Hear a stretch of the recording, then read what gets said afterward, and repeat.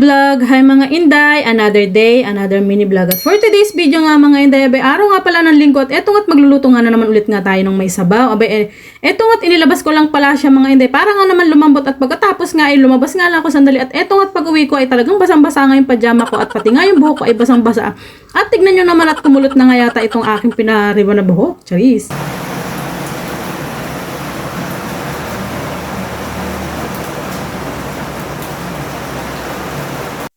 Nga naman mga Inday kung gaano nga kalakas ang ulan nga sa labas, kaya nga pag uwi ko nga mga Inday galing sa may labas, abay eto na nga talagang basang-basa nga ang pajama ko at yung buhok ko nga mga Inday na pinariban ko ay kumulot na nga. Ayun na nga mga Inday, eto na nga at malambot na nga pala itong aking inilabas kanina na isda at eto nga tatanggalan ko nga pala siya ng tinik dahil pag hindi ko nga siya tinanggalan dyan mga Inday ng tinik, abay mahihirapan nga yung mga anak kong kumain dahil napakalalaki nga ng tinik nga nito. Tapos ko nga pala dyan mga Inday na matanggalan nga ng tinik nga itong isda, abay eto na nga at nilagyan ko na nga pala siya ng kalamansi. Nilagyan ko nga rin pala siya ng asin at pipirituhin ko nga pala siya muna mga Inday bago ko nga pala siya ilagay nga sa lulutuin ko. Medyo malangsa nga pala itong maya-mayang isda kaya nga binabad ko nga siya sa kalamansi at pagkatapos ay nilagyan ko nga ng asin. Pipirituhin ko nga pala siya mga Inday at eto nga at nagpainit na nga rin pala ako ng kawali at saka nga mantika.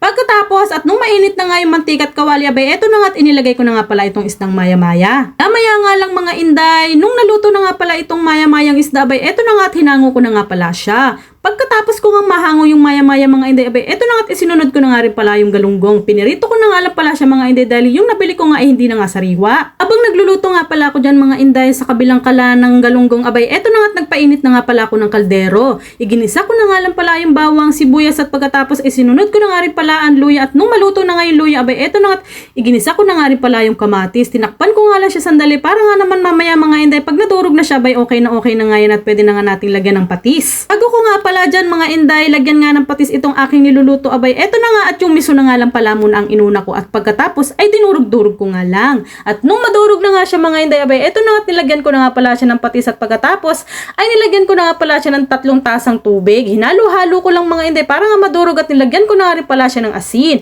Maya-maya lang mga Inday, etong sili ay inilagay ko na nga rin pala pati nga itong pampaasim. Dinamihan ko na nga pala dyan mga Inday yung tamarind powder dahil masarap nga ito at talagang sobrang asim. Pagkatapos ko nga pala dyan mga Inday na matimplahan nga itong sabaw, abay eto na nga at tinakpan ko nga lang siya sandali at aantayin ko nga lang siyang kumulo. Habang hindi pa nga siya kumukulo mga Inday, ang sabi ko nga ay magsasaing na nga rin pala ako para nga naman mamaya mga Inday, pag naluto nga yung ulam namin, abay eto na nga at may sinaing na nga ako. Ito nga at kumukulo na nga siya at eto nga at inilagay ko na nga pala yung mustasa at nilubog-lubog ko nga lang pala para nga naman maluto na nga rin pala siya. Maya-maya lang mga Inday, abay eto na nga at dinagdagan ko nga lang pala siya ng patis dahil medyo matabang nga. Pagkatapos nga mga Inday, abay eto na nga at inilagay ko na nga yung maya-maya. Tinakpan ko nga lang siya sandali mga Inday at pakukuluan ko nga lang siya sandali. At nung matapos na nga pala mga Inday, itong piniprito ko, abay eto na nga yung galunggong na naprito ko. Fast forward na nga tayo mga Inday, abay eto na nga at luto na nga yung ating sinabawang ulam. Sinigang sa miso nga pala ito mga Inday na niluto ko at pasensya na nga at tatakamin ko na naman kayo for today's video. Yun lang, salamat sa panonood. Please like, share, follow. Hanggang sa muli. Bye!